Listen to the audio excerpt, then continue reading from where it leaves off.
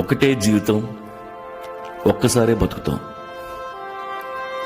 ఈ జీవితం నీది. ఎవరూ నీ కోసం పుట్టలేదు, నువ్వు ఎవరి కోసం పుట్టలేదు. ఏం చేసినా నీకోసం చెయ్యి, నచ్చిందే చెయ్యి, నీకు నచ్చినట్టే బతుకు. ఇంట్లో వాళ్ళతో జాగ్రత్తగా ఉండు. నవ్వుతూ తీసుకెళ్ళి నదిలోకి తోసేస్తారు. మన బతుకే 3 నాళ్ల ముచ్చట. దానికి 16 రోజుల పెళ్ళెందుకు? మనవలు మనవరాళ్ల దాకా బానిసకు బతుకెందుకు?